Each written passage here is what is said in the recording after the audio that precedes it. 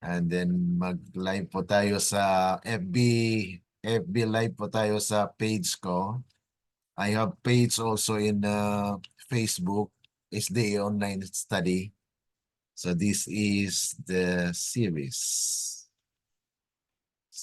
on the biblical history. So tayo po ay magpapatuloy sa biblical history on the account or in the book of Genesis. Book of Genesis. Okay.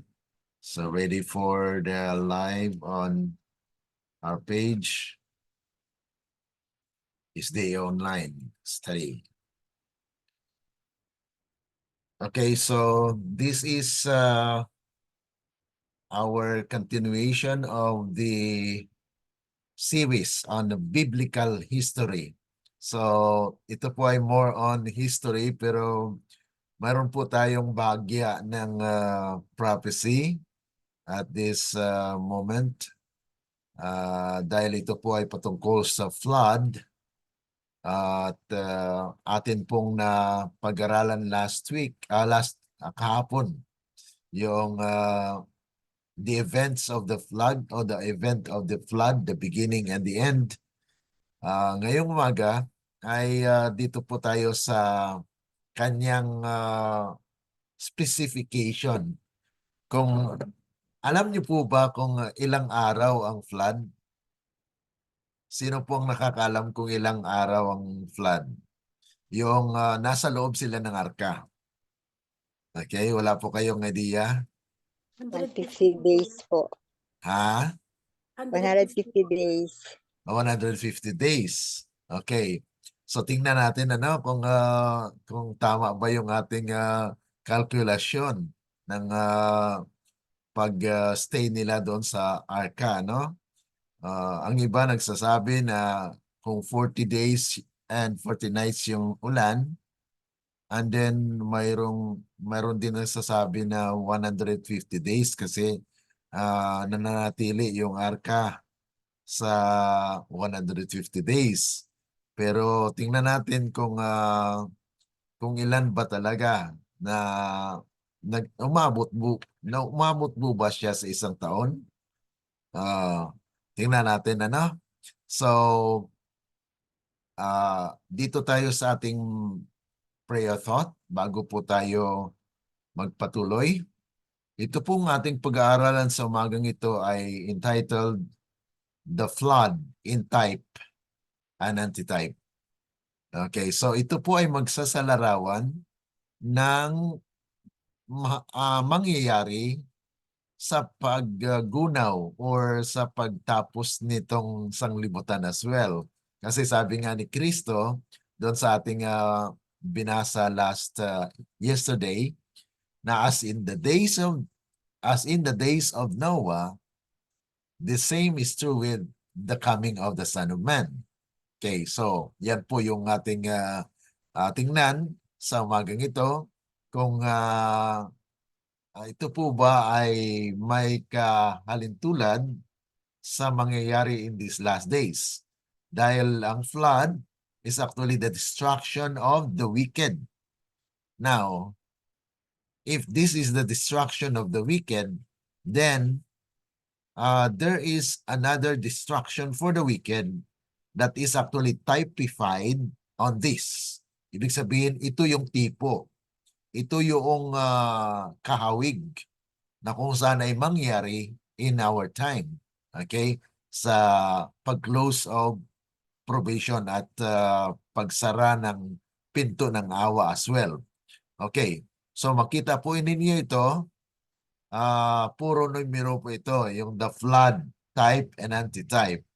So tingnan po natin kung ilang araw. So more or less dito po tayo sa typological study. Medyo po siya, medyo malalim, pero atin pong tingnan kung atin pong makuha ang buot nito. Okay? So bago po tayo magpatuloy, dito po muna tayo sa inspiration. Basahin po natin ang Acts of Apostles, page 14, paragraph 1. Sabi po rito, He purposed to give them an opportunity of again becoming acquainted with Him through His chosen people. Through the teachings of the sacrificial service, Christ was to be uplifted before all nations, and all who would look to Him should live. Christ was the foundation of the Jewish economy. The whole system of types and symbols was a compacted prophecy of the gospel, a presentation of which were bound up the promises of redemption. So dito ay ating makikita na ginagamit po yung mga tipo or types and antitypes. Ibig sabihin ng types and antitypes, kung yun ay nangyari noon, yun po yung type, kahawig or kahalintulan ng mangyayari in the future. So yan po yung typological study.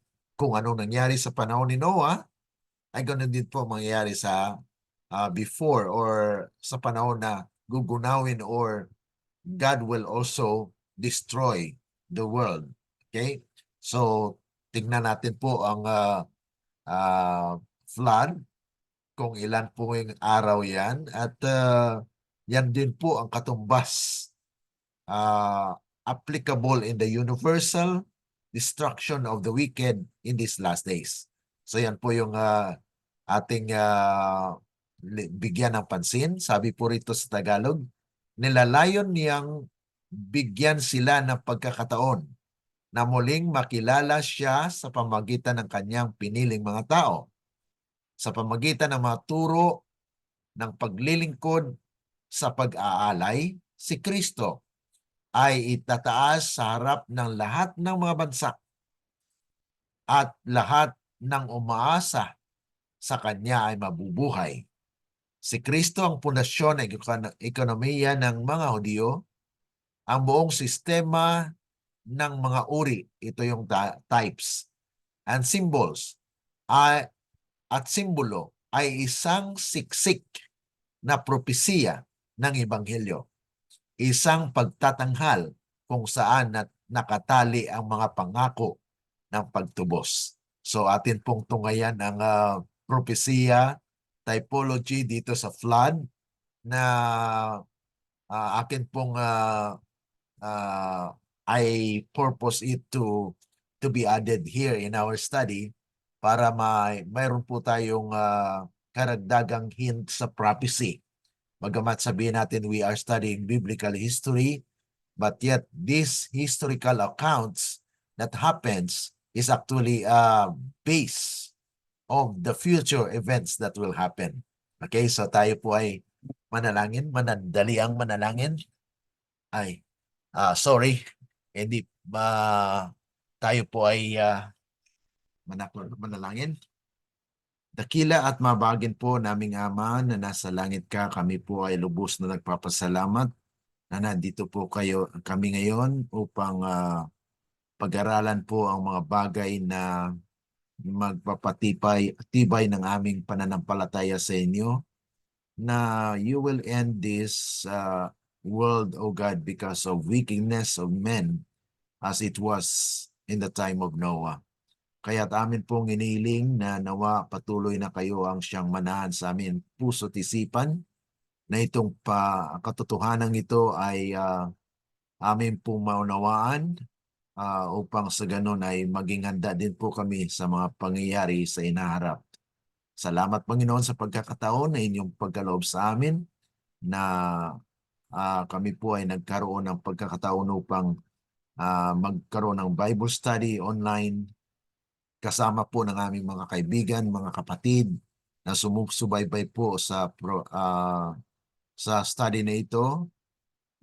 Kayo nawa ang siyang mangusap, Panginoon, dahil wala po kaming sariling amin na karunungan, kundi sa pamagitan lamang po ng inyong banal na Espiritu, kayo po ay mangusap sa bawat puso. Salamat sa tugon sa aming mga samutiling po ay aming dalangin dahil lamang po sa matamis na pangalan ng Panginoong Yesus. Amen. Okay. So dito po tayo sa pagbabasa okay, basahin natin sa English at nais ko pong basahin ninyo sa Tagalog, ano? Okay, sabi po rito, and the Lord said unto Noah, at saka magkwan po tayo, we will analyze kung ilang araw. Atin pong alamin sa umagang ito kung ilang araw ang si Noah at kanyang family nasa loob ng arka. Okay, so this is actually where we will learn na kung saan ay nananatili sila sa arka for how many days.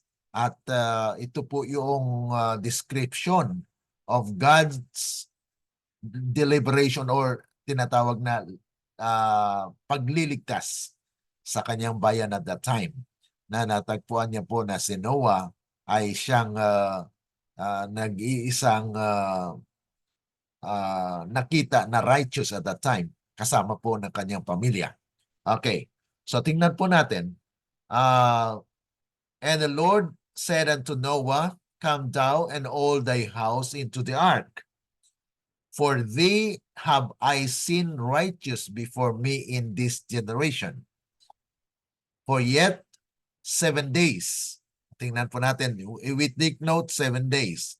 7 days, and I will cause it to rain upon the earth 40 days and 40 nights, and every living substance that I have made will I destroy from off the face of the earth.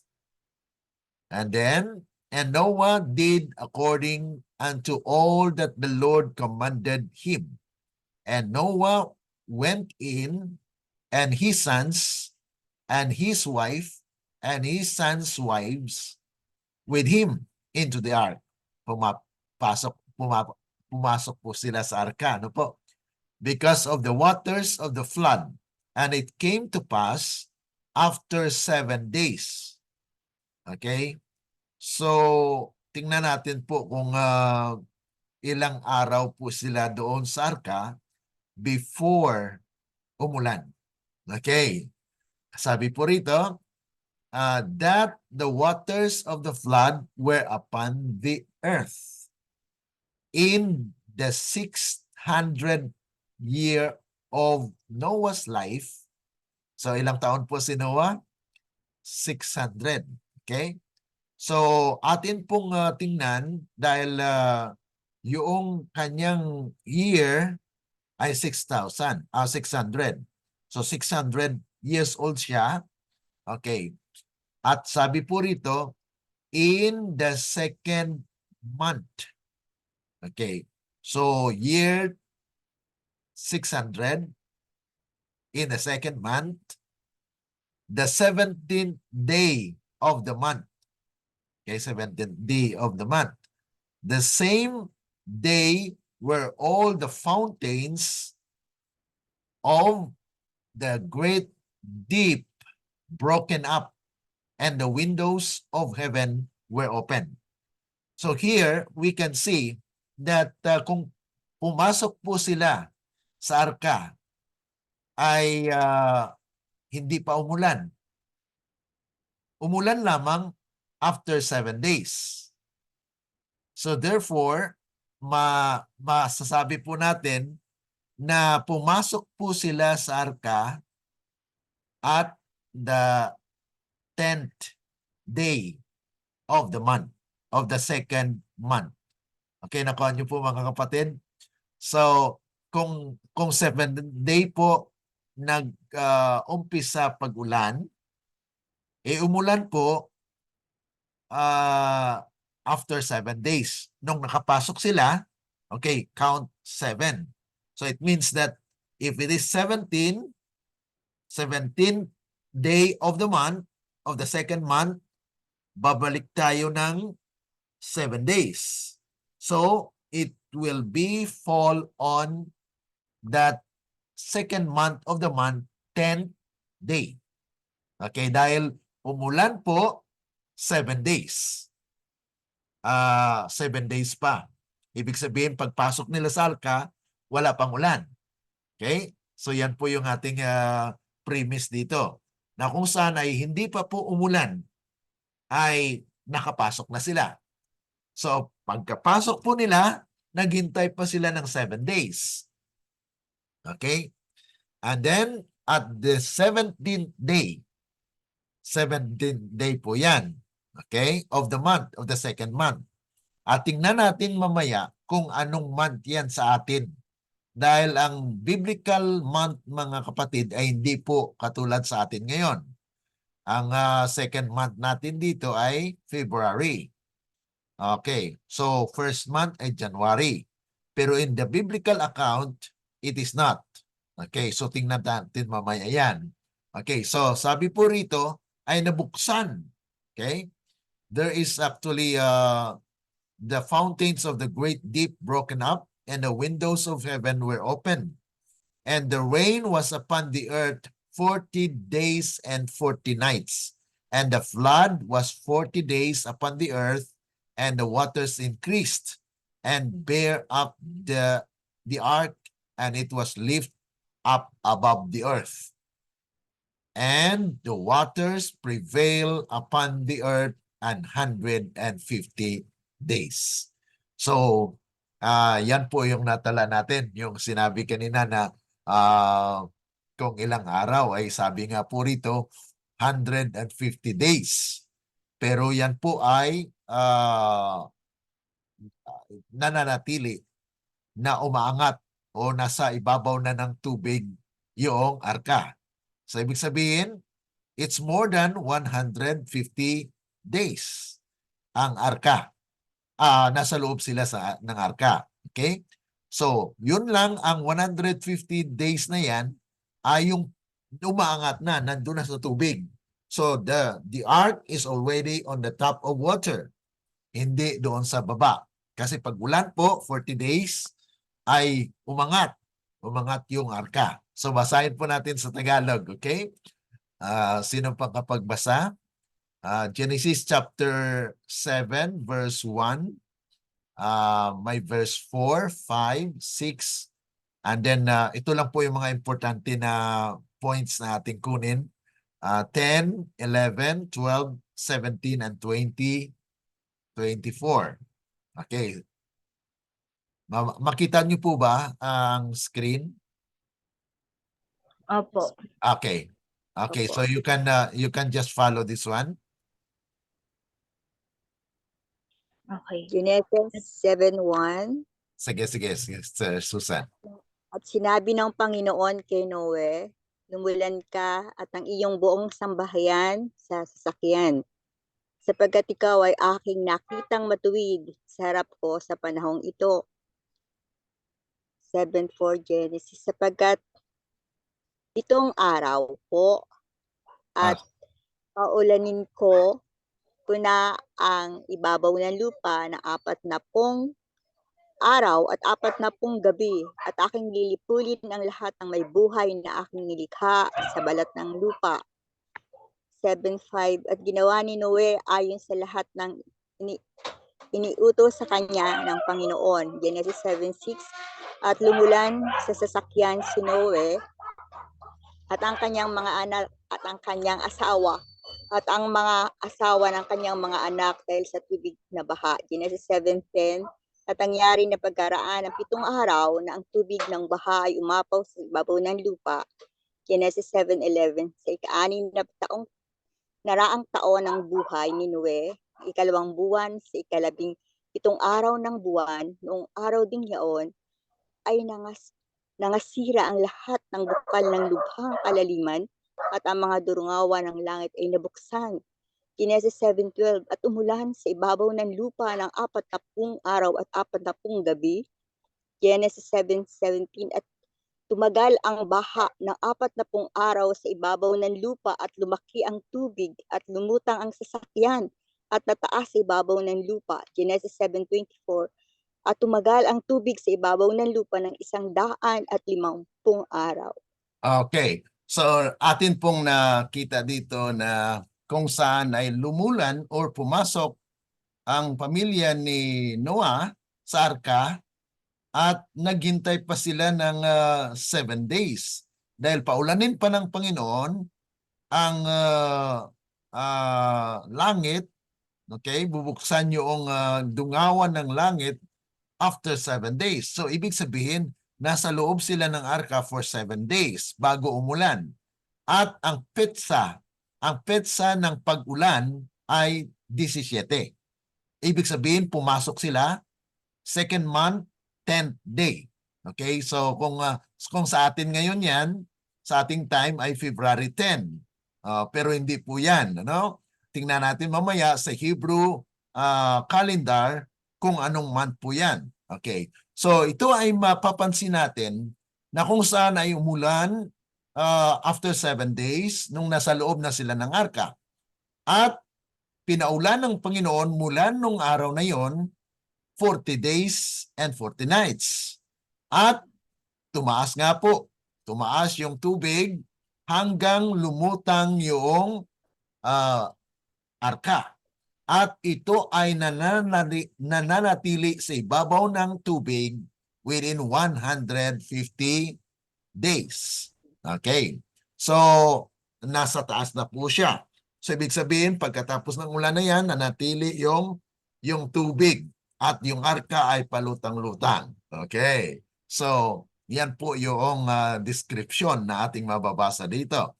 Okay. Now, atin pong basahin ang chapter 8. Verses 3, 5 to 13 at 15 and 16. Tingnan po natin kung ilang araw pa po nananatili ang arka doon sa ibabaw ng tubig. Okay. And the waters returned from off the earth continually. Bumaba. Okay. So, bumaba po yung tubig. Okay, after nung 150 days at yun po ay tingnan natin mamaya kung ilang kwan po yan, ilang buwan. Dahil alam natin yung sa buwan natin ngayon ay hindi po balance eh. Pag February 28, minsan ay 30. So yan po yung tingnan natin kung ito po ba ay mapapatunayan natin na ang Biblia ay nagsasabi na there are only 30 days in 1 month. Kasi sabi po rito, and the waters return from off the earth continually, and after the end of the 150 days, the waters were abated. So after po ng 150 days na ang arka ay palutang-lutang, ay pababa o bumaba yung tubig. Dahil the earth absorbed the water. Okay. And the waters decrease continually until the 10th month. So tingnan natin mga kapatid umulan ay ikalawang buwan. Kung sa atin yan ay February 17. At mananatili yan bumaba hanggang ikasampung buwan. Okay, sa taong 600. Okay, dahil that is actually the time where Noah aged. Ang edad po ni Noah ay 600. Okay?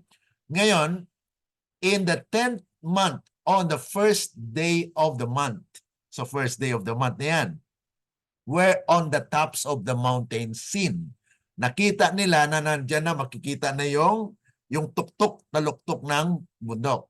And it came to pass at the end of the 40 days that Noah opened the windows of the ark which he had made, and he sent forth a raven which went forth to and fro until the waters were dried up from off the earth.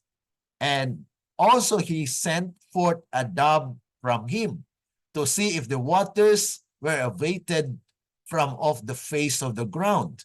But the dove found no rest for the sole of her foot, And she returned unto him into the ark, for the waters were on the face of the whole earth.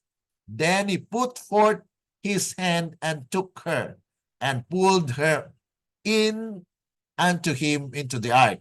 And he stayed yet other 7 days. So magkukwenta natin mamaya matingnan natin talaga yung kung ilang mga araw yon na sila ay nananatili doon sa arka. Okay. And then and again he sent forth the dove out of the ark.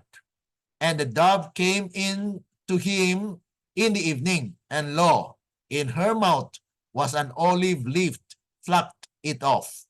So no one knew that the waters were abated from off the earth. And he stayed yet other 7 days. So ilan na po yun, mga kapatid? May 40 days, tapos may 7 days, and then may 7 days again. Tingnan po natin. And sent forth a dove, which returned not again unto him anymore. So ito po yung pang-apat niya na pag-send ng dove at hindi na po bumalik. And it came to pass in the 601st year. Ilan na po ito? 601st year. So ibig sabihin, nakalipas na yung 1 taon.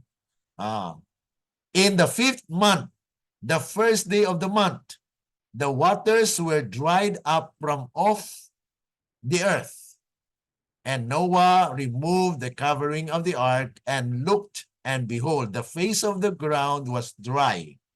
And God spake unto Noah, saying, Go forth of the ark, thou and thy wife, and thy sons and thy sons' wives with thee. Okay, atin pong basahin na Sister Veronica, basahin po natin yung Tagalog. Sige po. Okay po. At humupang patuloy ang tubig sa lupa at kumati ang tubig pagkaraan ng 150 araw. At ang tubig ay nagpatuloy ng paghupa hanggang sa ika-10 buwan ng ika-10 buwan ng unang araw ng buwan ay nakita ang mga taluktok na mga bundok. At nangyari pagkaraan ng 40 araw na binuksan ni Noe ang dungawan ng sasakyan na kanyang ginawa at siya'y nagpalipad ng isang uwak. At ito'y nagparoot parito hanggang sa natuyo ang tubig sa lupa. At nagpalipad siya ng isang kalapati upang tignan kung humupa na ang tubig sa ibabaw ng lupa. Datapwat hindi na nakasumpong ang kalapati ng madapuan ng talampakan ng kanyang paa at nagbalik sa kanya sa sasakyan, sapagkat ang tubig ay nanga sa ibabaw pa ng buong lupa, at iniunat ang kanyang kamay at hinawakan at ipinasok niya sa sasakyan. At naghintay pa ng muling 7 araw at muling pinalipad ang kalapati sa labas ng sasakyan. At ang kalapati ay nagbalik sa kanya ng dakong hapon at narito't may dalang isang dahong sariwa ng olibo sa tuka. Sa gayon ay naunawa ni Noe na humupa na ang tubig sa lupa at naghintay pang muli siya ng 7 araw at pinalipad ang kalapati at hindi na muling nagbalik pa sa kanya. At nangyari ng taong ika-601 ng unang buwan, ng unang araw ng buwan ay natuyo ang tubig sa ibabaw ng lupa at inalis ni Noe ang takip ng sasakyan at tumanaw siya. At narito't ang ibabaw ng lupa ay tuyo at nagsalita ang Diyos kay Noe na sinasabi, Lumunsad ka sa sasakyan, ikaw at ang iyong asawa at ang iyong mga anak at ang mga asawa ng iyong mga anak na kasama mo. Okay, so dito natin mapapansin na humupa nga po yung tubig, okay? Pagkaraan ng 150 araw. At yun ay patuloy na bumaba hanggang naghuhintay pa rin sila, nagpalipad siya ng uwak. At yun ay paikot-ikot lang, pabalik-balik. Kaya pangalawa ay pinalipad niya yung isang kalapati at bumalik na walang dala. At yung pangatlo ay pinalipad niya muli. At yun ay bumalik na mayroong dahon ng olibo. At muli ay naghintay po sila. Actually, o yung una dito ay 40 days, and then 7 days, and then another 7 days na naghintay sila mga kapatid na nandun pa rin sila sa arka. Nananatili sila sa arka. Okay, so atin po ngayong i-analyze kung ilang mga araw po yon. Okay, ito po yung type. Tingnan po natin. Yan po ay nagkaroon itong flood, nag-edad po si Noah ng 600.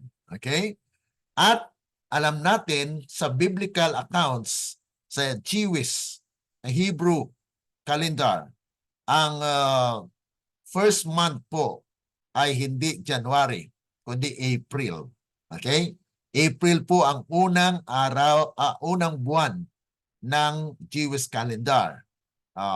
So, ang first month ay April. So, ibig sabihin, ang sunod na month ay May. So, pumasok sila sa arka ay May 10. Bakit po?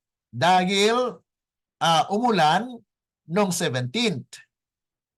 Pumasok sila, hindi pa umulan. So, after ng 7 days, ayun na, umulan. At ang pugulan na yon ay 40 days. So, dito po makikita natin na May 10, sa ikalawang buwan na yan, ay pumasok si Noah at ang kanyang pamilya. Mababasa sa Genesis chapter 7, 1-4, na kung saan ay sila po pumasok doon. Dahil inutusan sila ng Panginoon, okay, pumasok na kayo. Dahil after ng 7 days ay uulan na. Okay, so they are inside the ark within 7 days. Okay, 1 week. And then, May 17, floodgates of heaven open. Ayun na po yung nagbukas yung dungawan. Yung talagang kuwan ng tubig. Floodgates. At actually, nagkaroon din po ng pagbuelta ng tubig sa ilalim. Kaya, napakwan po, napabilis yung talagang baha. No? So, 7 days after Noah entered the ark, yan po yung pagulan. Okay? So, and then, pagulan po niyan, ay mag-tayo ng mula doon sa 17, ay add tayo ng 40. Okay, so it falls on June 27. So June 27 ay rain ended. Dahil dinagdag po natin yung 40 days dito sa May 17. So it falls on June 27, on the 3rd month na kung saan yan po yung pagulan. So, natigil yung ulan at sabi doon sa talata na kung saan ay at the 7th month, okay? 7th month po yan ay yan po yung nag-prevail o nananatili yung tubig, 150 days. Okay, so the water prevailed. So this is actually when the days, kasi nag-add lang po tayo ng 40 days, ano? So 40 days plus 110 days equals to 150 days. So nananatili na kung saan yung arka ay nasa itaas, nananatili na ang tubig ay nasa itaas. Okay? Tumaas po yung tubig na yan at natigil na po dyan. So, within actually 150 days. At ito po ay kung ating isuma total ay 150 days ay really equals to 30 days per month. Dahil kung may sinabi diyan sa Biblia, at the 10th month, that is January, the first day of that month. Ang 10th month nila mga kapatid ay January. So January 1, that will be actually 74 days. Tops of the mountain were seen. So kung idagdag po natin ito, so ito po yung mga times or mga days na kung saan ay inaano natin, kinakalculate natin kung ilang araw na nanatili sila sa arka. Dahil ang pagkaalam natin ay ang magsabilang ng iba, 40 days. Ang iba magsasabi 150 days. Pero biblically, it's not only 150 days that they are inside the ark. Okay, tingnan po natin. So, at the 10th month, ay nakita na nila. Yun na mayroon na pong tuktok o taluktok ng bundok. So, kanilang nakikita na. So, yan po ay Genesis chapter 8 verse 4. At mabasa po natin dyan na it was the year 601. Oh. So, na po, 1 year na ang nakalipas. Okay. Pero ito ay first month. Ay the first day of that month, 90 days from this. Okay, from the 10th month, ay naghintay pa po sila. Mayroon po nga 90 days. Paano mo natin makuha ito, 90 days? Yung 90 days na yun ay yun po yung days na kung saan ay after po nitong 10 months, itutal mo po yan hanggang binanggit yan yung first month, kaya it's total of 90 days. Okay? Ito naman 74 days. Okay? From the 7th month, okay, from the 7th month, ikuan mo po yan na kung saan ay mayroon pong 40 days na umulan, kaya yung arka ay nasa taas, okay? Plus 110, so equals to 150 days na kung saan ay nakalutang yung arka. Kaya sinabi dyan na 150 days. Pero after nyan, ay the 10th day, ay nandun pa po.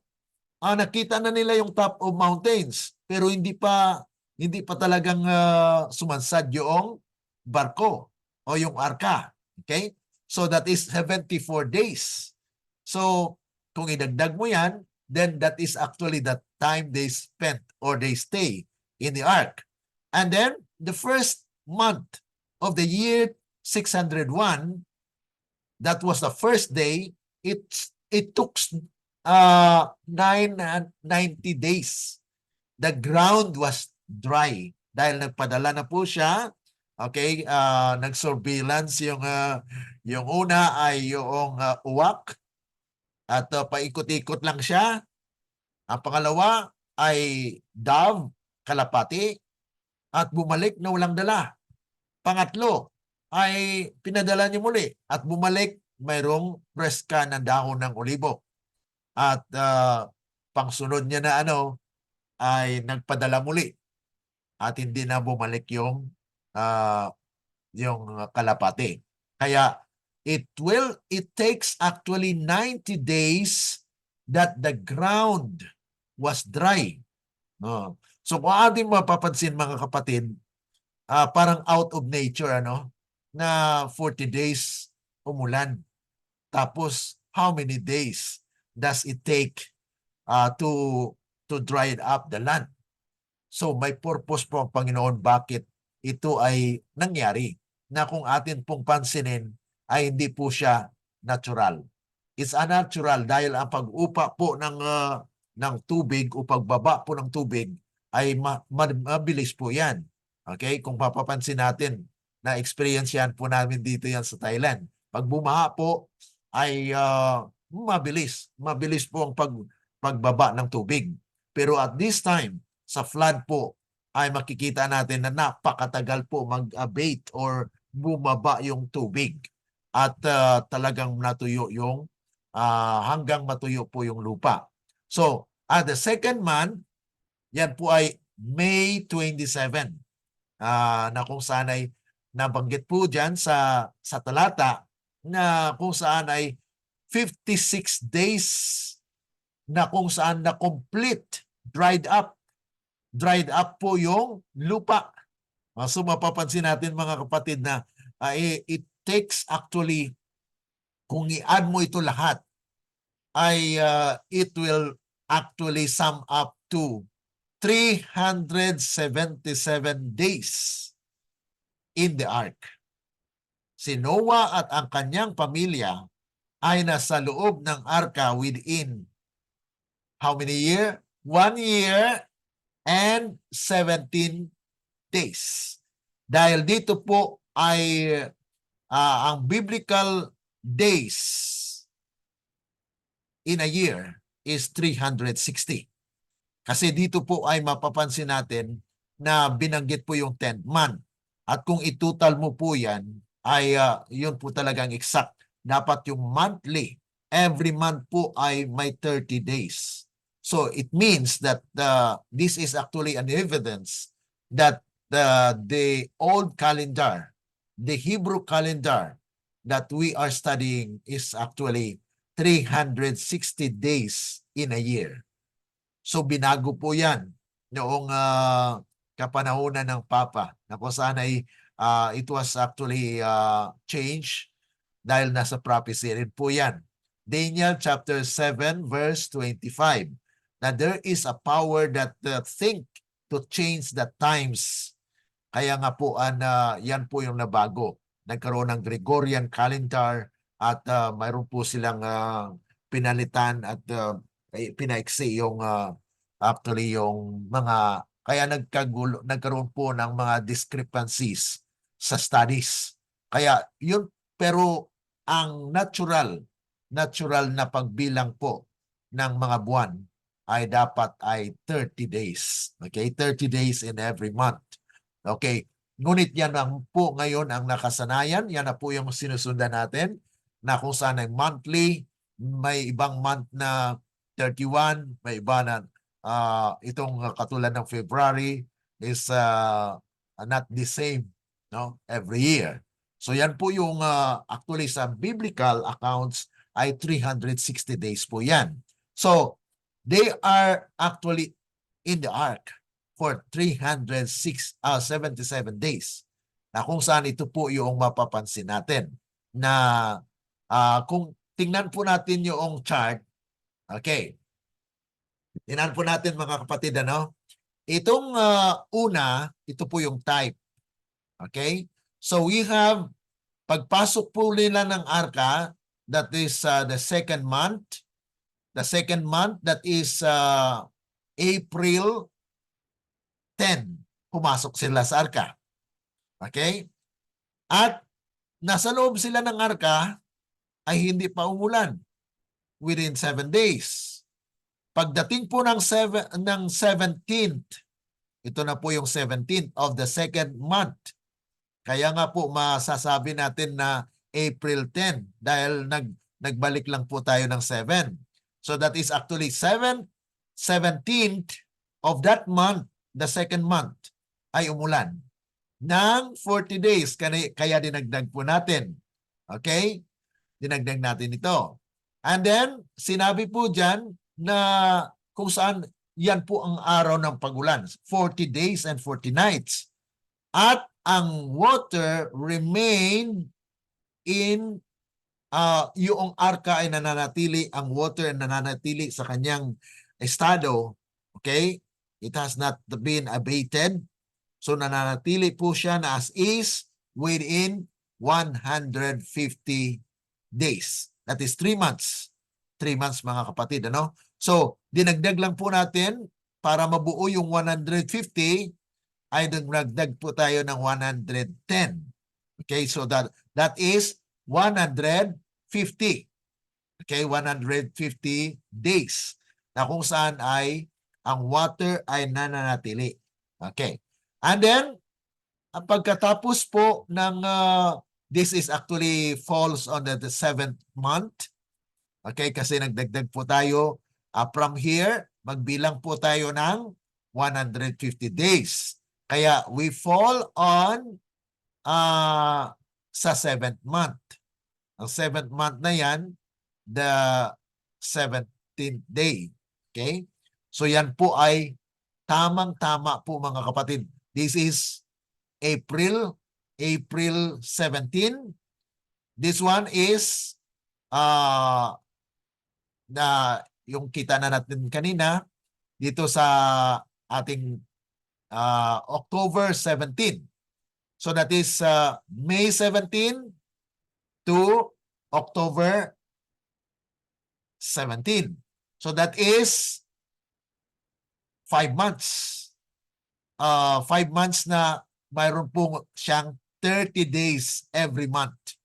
So yan po yung pagkakuha natin itong ebidensya na kung saan every month ay mayroon po talagang 30 days. Kasi yun na po mga kapatid yung the 17th of the 7th month. Yan po ay talagang makikita natin na the water prevails as is, mga kapatid. So dito sa chart natin ay mapapansin natin mga kapatid na 150 days nananatili po yung tubig and then sabi nga po doon at the 10th after po ng 10th month. Okay. So mag-add muli tayo. Okay. This is actually na kung saan ay binanggit po dyan sa Genesis chapter 8 verse 11 na the first month of the first day, that is April 1. So kung mag-fall po siya dito October 17, i-total po natin, atin pong bilangin kung ilang araw po yan. So from the 7th to the first month is equals to 164 days. So 164 days po yan. And then, nagkaroon pa po ng tinatawag nating karagdagan na kung saan ay 56 days. 56 days na kung saan ay ito na po yung nakita na po na dried up completely. Dahil dito po ay hindi pa po complete. Yes, natuyo ng lupa pero talagang naghintay pa po sila ng 56 days. So ito po ay mga pagsasalarawan na ganun katagal ang pag-stay po nila doon sa loob ng arka. So within these days, 377 days. So 1 year and 17 days. Nasa loob po sila ng arka. Okay? So ngayon, alam na po natin kung ilang araw po sila sa loob ng arka, no? So, ang pag-ulan po ay 40 days lang. Pero ang tagal po na talagang humupa at nagbaba yung tubig. At yan po ay kung ating pag-aralan po sa natural na siyensya ay hindi po siya parang unnatural. Pero why God allows it to happen na maganon? Dahil may purpose po yan. Yan po ngayon ang actually na kabahagi doon sa antitype. Yung antitype, yan po ang destruction of the wicked in these last days. At dito po sa chart natin ay dahil ito po ay universal, okay? Yung 7 days na yan na pagtira doon ay yan po ang tinatawag na they are in the ark. At ganun din po ang mangyayari in these last days. Na there is also pagpasok po sa arka o sa kingdom, okay, because I mentioned that in these last days, the ark that God wants the people to be in is the kingdom. Okay. So they will be in the kingdom before, okay. So kung ito po ay 7, so kung pag-aralan po natin sa prophecy, days is equals to a year. So 7 years stay in the kingdom. Okay? And mayroon pong tinatawag na pag-ulan. Okay, pag-ulan, rain is actually 40 days. But the end of this earth ay universal. So magkaroon po ng 7 plagues. Itong 7 plagues, mga kapatid, this is the destruction of the wicked as well. Part po yan ng destruction. So it will take you 400 mga kapatid na days. 400 days. Na kung saan ito po yung destruction during the time of the plagues.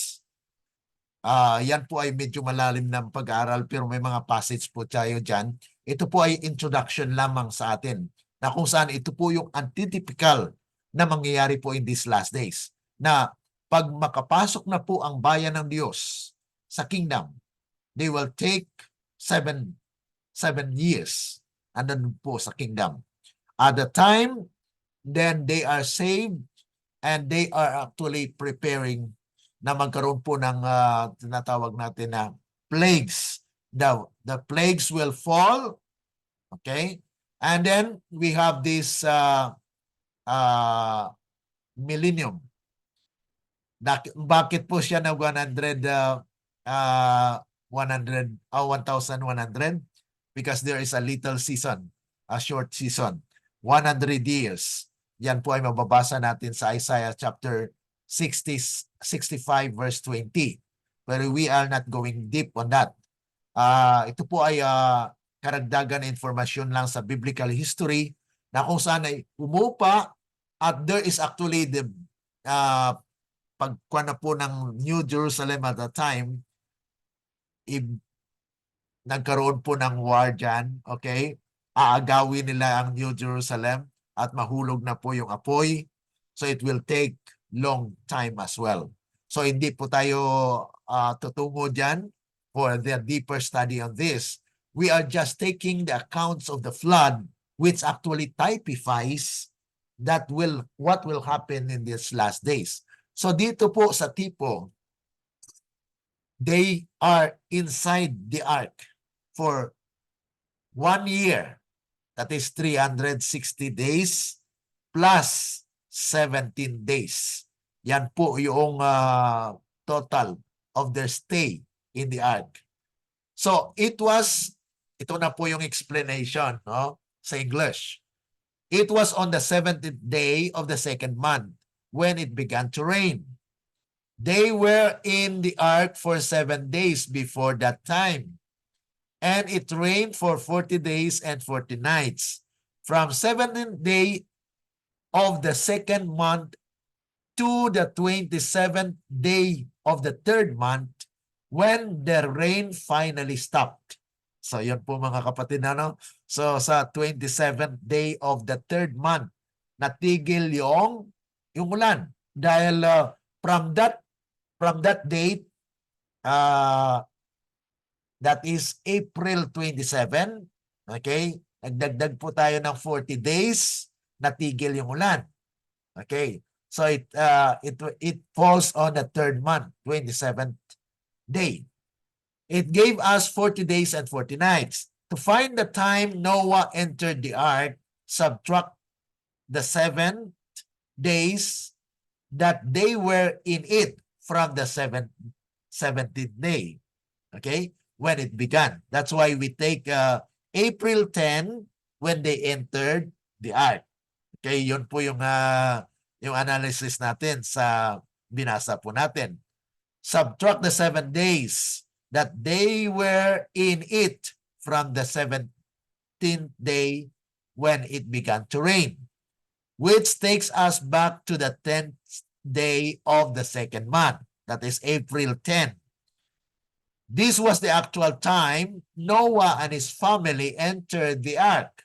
Then the angel closed the door. So that is the close of probation at a time.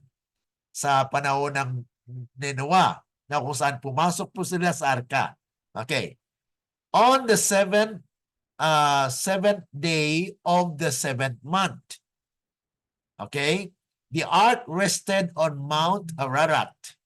Okay, so yan po yung mga kapatid. From the 27th of the 3rd month, when the rain stopped, to the 17th day of the 7th month is total of 110, which actually add up to 40. That is 150. So that is actually the day when the water stay. Okay? Na sa kung saan ay hindi pa po bumaba yung tubig. The 150 days are from the 17th day of the second month to the 17th day of the seventh month. That is 40 plus 110 equals to 150. This is the total amount of time that the water remained on the face of the earth without increasing or decreasing. So yan po yung ating pag-analyze sa passage po. Para at least makuha po natin kung gaano katagal po ang tubig na nanatili. So ito po yung sa Tagalog niya. Noong ika-17 na araw ng ikalawang buwan nang magsimulang umulan. Sila ay nasa loob ng arka sa loob ng 7 araw bago ang panahong iyon. At umulan ng 40 araw at 40 gabi mula sa ika-17 araw ng ikalawang buwan hanggang sa ika-27 araw ng ika-3 buwan. So, nang tuluyang tumigil ang ulan, nagbigay ito na sa kanila ng 40 araw at 40 gabi upang mahanap ang oras na pumasok si Noah sa arka, bawas ang 7 araw. Yun na po yung ginawa natin. So we deduct. Binawasan natin yung 17, kaya naging 10 po siya. So pumasok si Noah at ang kanyang pamilya April 10. Okay? Bago umulan. Okay? So yan po yung analysis natin dito. Ito ang aktual na oras na pumasok si Noah at ang kanyang pamilya sa arka pagkatapos na isinara ng anghel ang pinto. Noong ika-17 na araw ng ika-7 buwan, ang arka ay uminto sa bundok ng Ararat.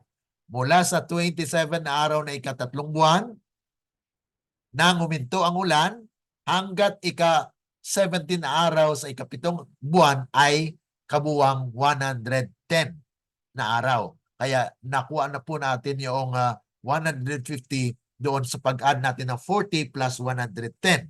Okay? So naging 150 na nanatili na hindi po tumaas ang tubig, hindi rin bumaba. So it actually stay. At pagkatapos po niyan ay ang kabuwang tagal ng oras na nanatili ang tubig sa mukha ng face of the earth, daigdig ng hindi tumaas at bumaba. So yun po.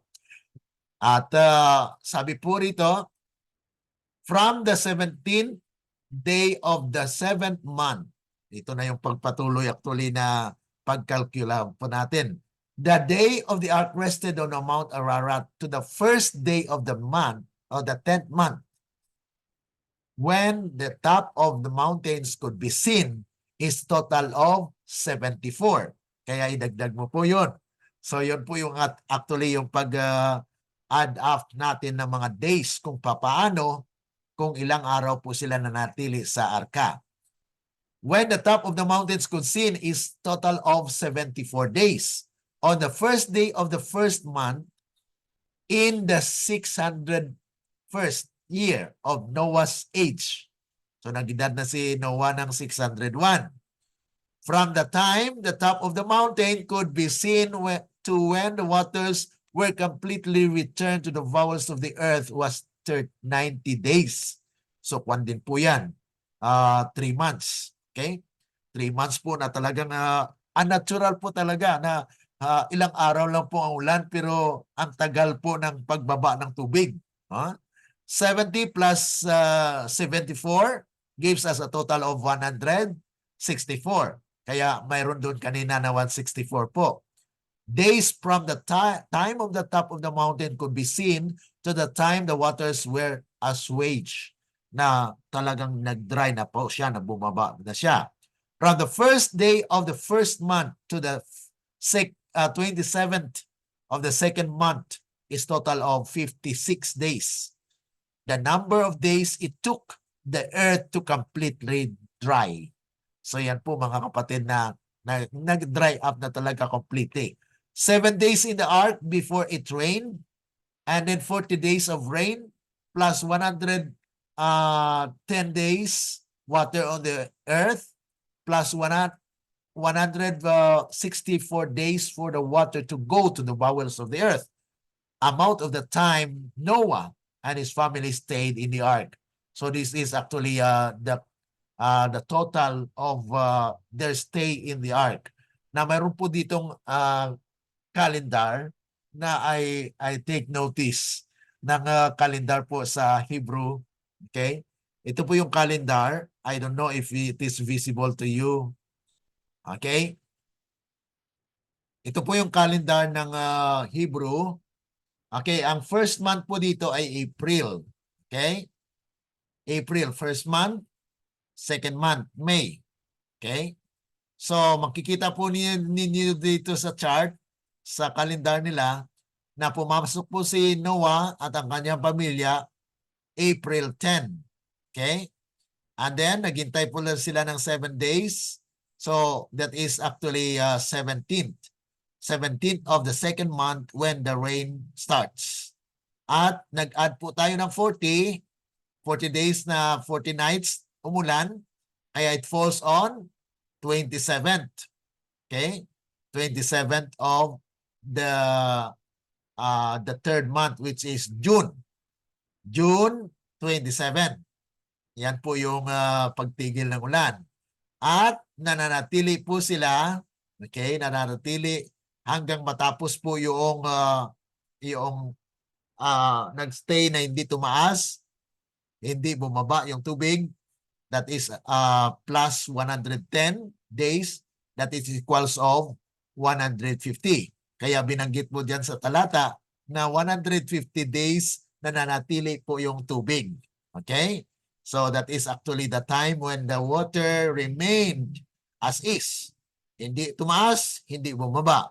Okay. Nag-abate lamang siya mga kapatid, bumaba lamang siya noong after po ng nag-decrease na siya ay pagkatapos po ng 74 days na kung saan tops of mountains were seen.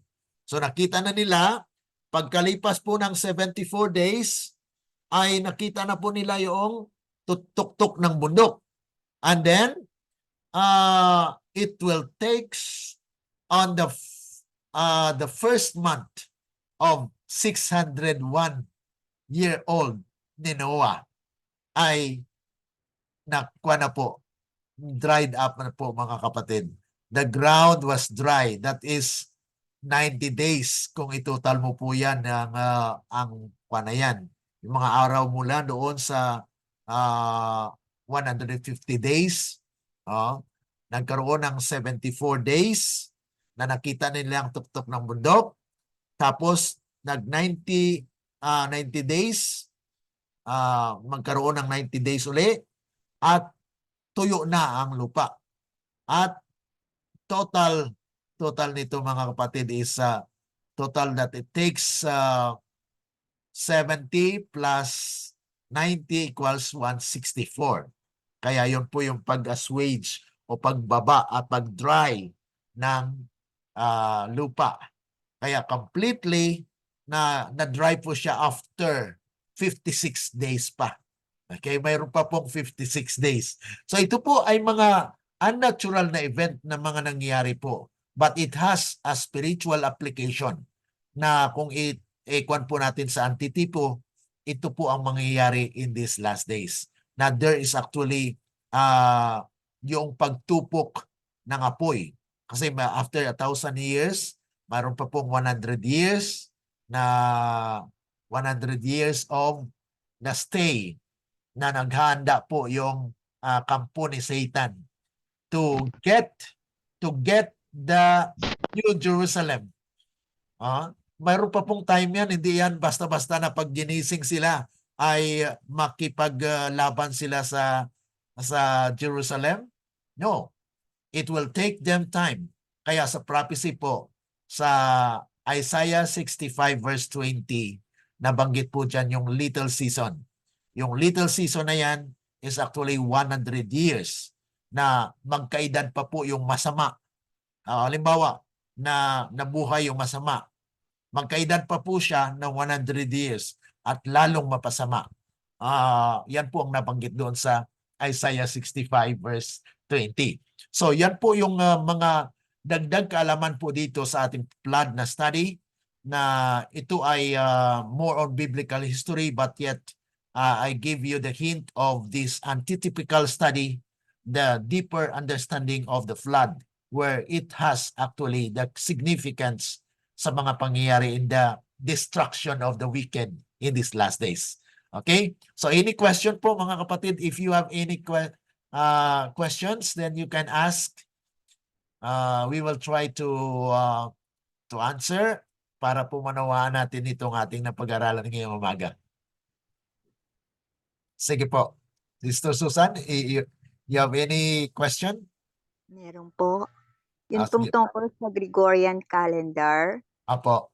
napakahalaga po pala na malaman yung Hebrew calendar dahil doon nababata yung kung ano talaga yung panahong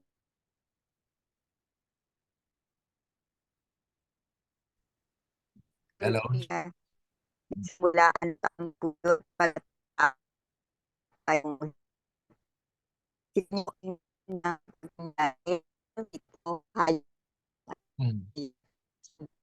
Maputol-putol po kayo, Sister Susan. Hello po? May na yata po yung signal.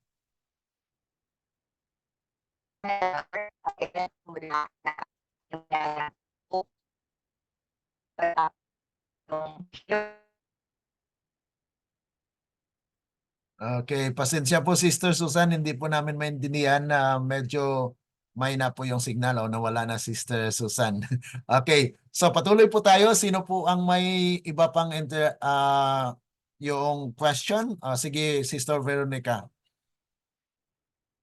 Brother, may mat po pala dito. Akala ko sa school.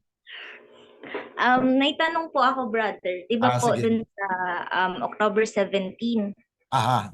7th month, diba po? Apo. Ngayon po, kapag every month nung sa unang mga calendar is 30 days, so 17 ay 30 minus 17, meron na lang pong 13 days para para makarating po sa 10th month, tama po ba? I mean para makarating dun sa another month. So 13, since 7th month po ito, para po makarating dun sa 10th month, meron pong 3 months. Diba po, brother? Yes, Tama yes. po ba? So kapag 3 months, ibig sabihin 30 times 3, 90. 90, okay. 90 Yes. plus yung natitira na 13 equals 103. Bakit po 74? Hindi ko po mag-gets yung 74 days, brother. Okay. Ang 74 days ay mula yan dito sa 17th. Okay? Nakuha niyo po. That is October 17, 17. And then it actually falls on to the first day, this one, sa 10th month. So, itutal mo po yan. Okay? This is actually 74. Okay? From here, okay, October 17 up to January 1. Ilan po yan? So that is actually 74 days. Nakuha niyo po ba?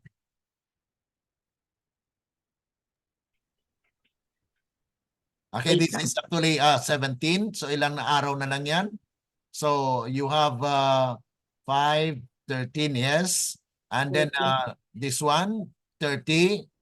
And then you have 1 here. So that is 74.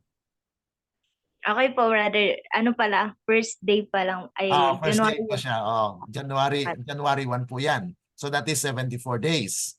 So that is actually the time when the tops of the mountain were seen. So nakita na nila, ito na. So pagkakita nila, ikaw na po yun, nakalipas na yung 74 days. Okay, so at that time, ay yun na nga po yung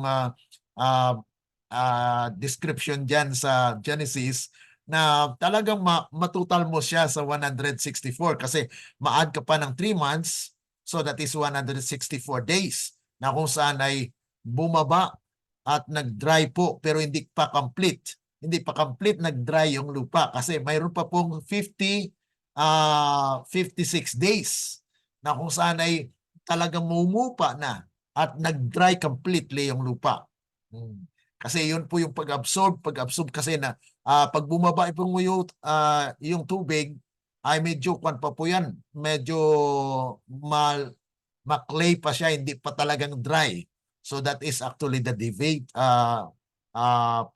paghupa talaga pag-dry ng earth na kung saan yan po ang kwan dito sa ating tipo na pag-aaral.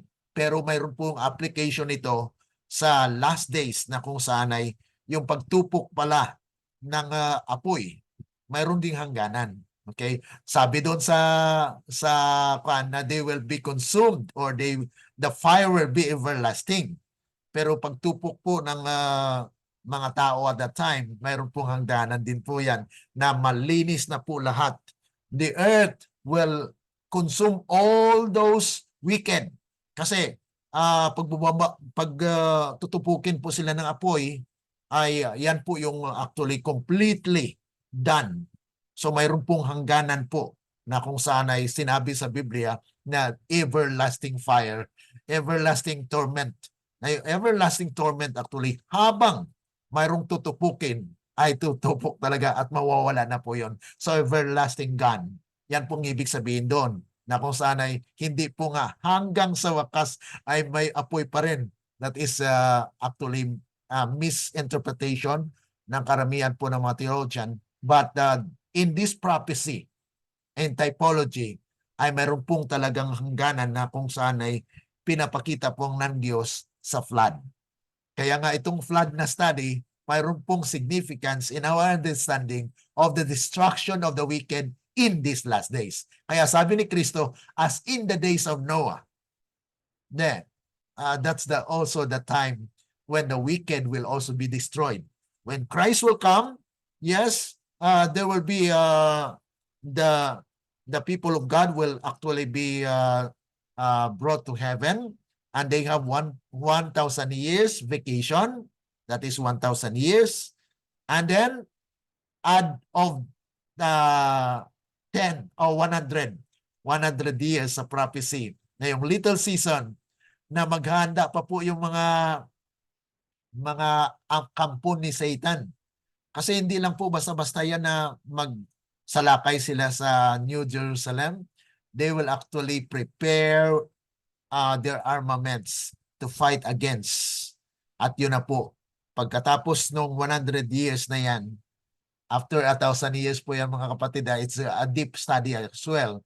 Pero nandyan po sa prophecy na after 1,000 years, mayroon pa pong 100 years stay of those people who will prepare for war to get the New Jerusalem.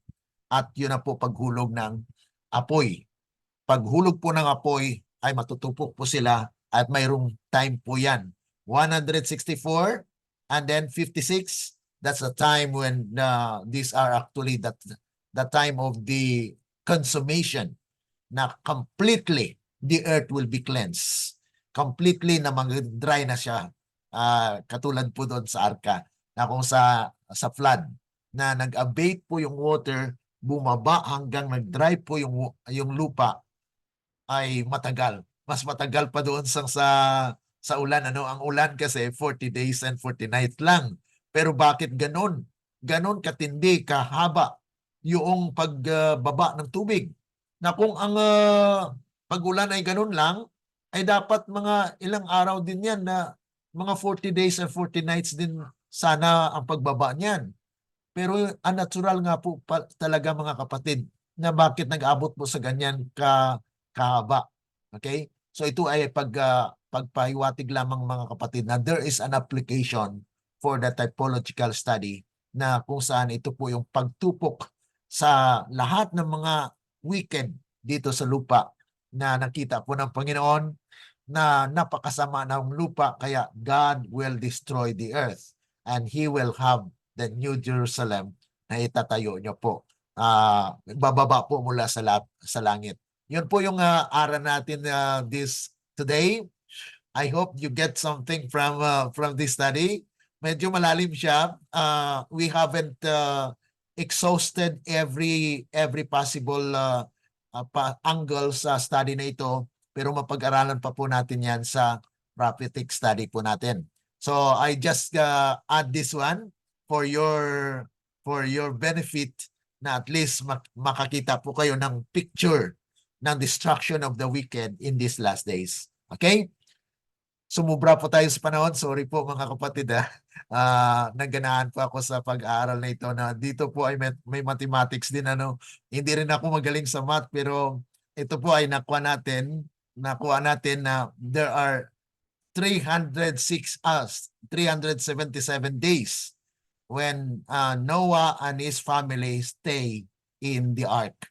Okay? So nananatili po sila sa arka hanggang pagkatapos po nino na nag-dry na po completely yung lupa. Okay? So bukas po ay pag-aralan na po natin yung kasunod dito ay covenant. Ano po ba ang covenant ng Panginoon kay Noah? Yan po ang sunod natin na pag-aaralan. Ito po, the covenant of life.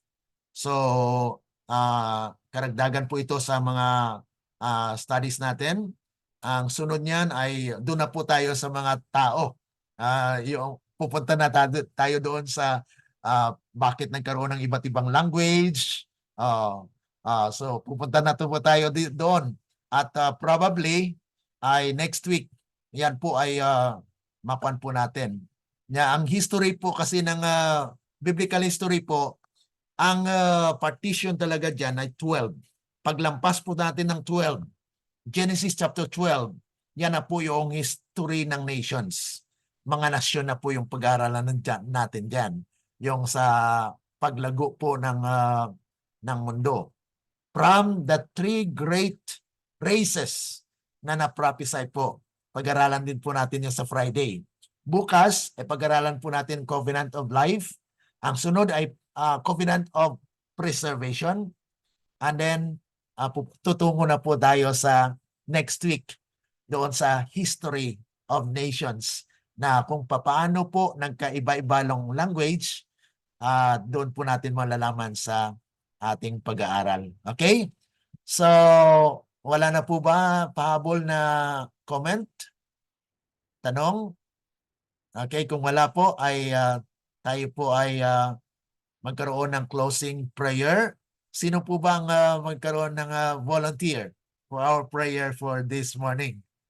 Okay? At papasalamat po ako sa mga kapatid natin na nagsusubaybay po sa ating live. God bless you po. At ito ay mabalikan niyo po. Kung hindi niyo muna makuha po ang buod nito, ay balik-balikan niyo lang po. At nandyan po at naka-flash naman po yung ating pag-aaral. At if you want the PowerPoint, then I can supply you as well. Okay? So any volunteer for our closing prayer?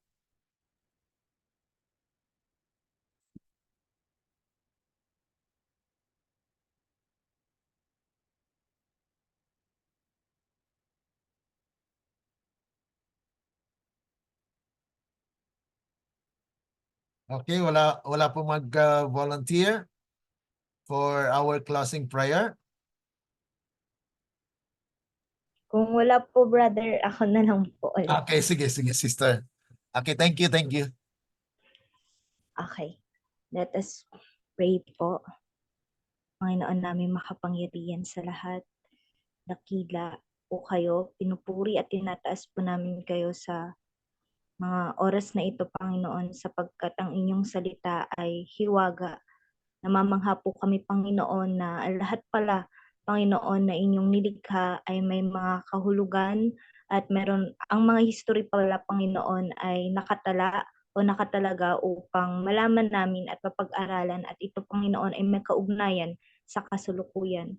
Panginoon, hinihiling po namin sa inyo ang patuloy na pag-udyok sa amin ng banal na Espiritu, na sa gayon, Panginoon, ay hindi po kami magsawa na pag-aralan ang inyong mga hiwaga ng iyong mga salita, Panginoon. Bagkus, Panginoon, ay patuloy po kaming mga ilangan sa inyo na kami, Panginoon, ay bilang mga makasalanan, Panginoon, ay tumutugon sa panawagan ng inyong banal na Espiritu. Manahan po kayo sa puso ng bawat isa at pagpalain, Panginoon, ang mga viewers at mga participants, Panginoon, na patuloy na nakikinig ng inyong mga pabalita. Gana din, Panginoon, si Brother Glenn na patuloy niyo, Panginoon, na ginagamit bilang instrumento na makapaghatid, Panginoon, ng mga pabalita na galing po sa inyo. Panginoon, patawarin niyo po kami sa kung saan man kami nagkulang at nagkasala. Lahat ng ito, Panginoon, ay aming dalangin sa matamis na pangalan ng aming tagapagligtas, walang iba kundi sa Jesucristo. Amen. Let the words of of our mouth and meditations of our hearts be acceptable unto thine sight, O Lord, our strength and our Redeemer. Amen. Amen. Maraming salamat po. Thank you Sister po. Tisay, God Po. bless. Mabuti nandito si Sister Tisay nag-join sa atin. God bless you and your family there in La Castellana. Sister Susan, kamusta po kayo? Po, nawawala po ang signal. Oo nga po eh. Okay. Salamat po na marami pa akong natutunan sa tulong ng Panginoon, ng Banal na Espiritu. Thank you po. Amen. Amen po. Okay. Sister Tisay, kamusta kayo dyan? Mainit pa ba dyan sa La Castellana? Ano po, sobrang init po. Okay. Buti naman walang nasusunog dyan. Yung bulkan, palaging nasusunog. Bulkan. Oh, malapit nga pala yung bulkan dyan, ano? Hmm. Matanaw yung bulkan dyan sa Masulog. Oo. So, regards din kila Sister, ni mama mo, Sister Ann. Sige po. Okay, God bless. Okay. Sister Nefa, thank you. Okay, bye-bye na po. God bless you all.